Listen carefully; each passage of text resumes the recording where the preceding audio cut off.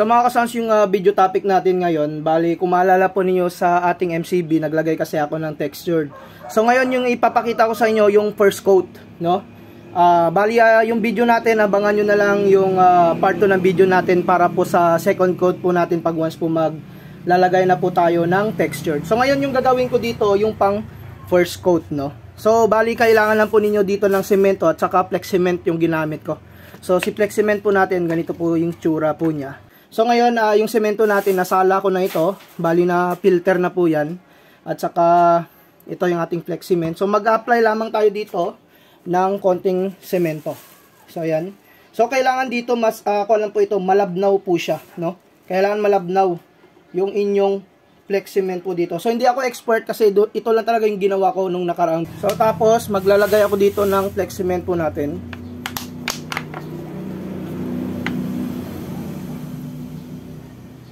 So, ano na tayo, tansya lang tayo dito.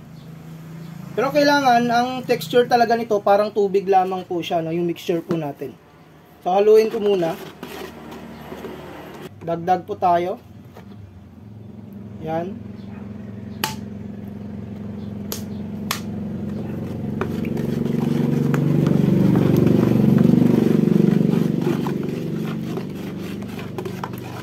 So ayan, napakalabnaw na po siya. Yung texture po niya parang tubig na lang.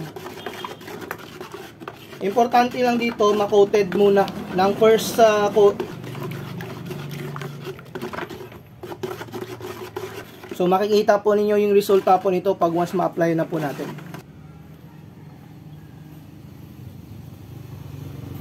So makikita po ninyo parang tubig lang po yan. So kailangan po na parang tubig lamang po siya. Kasi first coat lang po ito eh. Yan.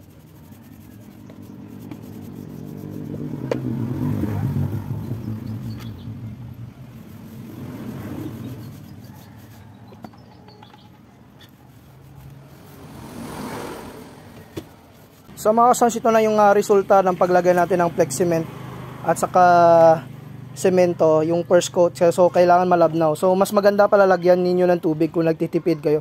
Sa akin kasi hindi na ako naglagay ng tubig, pero kung gusto po niyo na mas makatipid, dagdagan niyo ng tubig pala yung mixture pala natin kanina.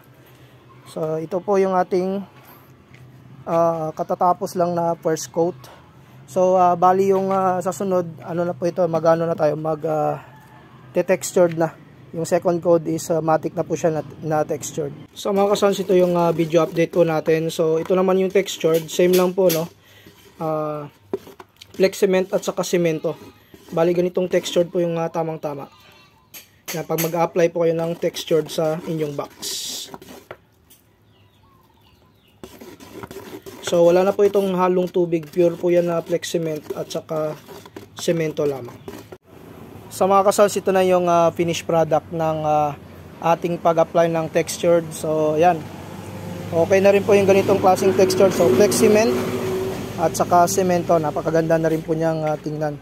So abangan nyo na lang yung video update natin para sa pagpintura. So ganun pa rin, color violet pa rin yung ikukulay po natin dito. So bukas tuyong-tuyo na po yung ating dalawang MCB box na ito. So basa pa kasi ito. So hanggang dito na lang muna. Peace out.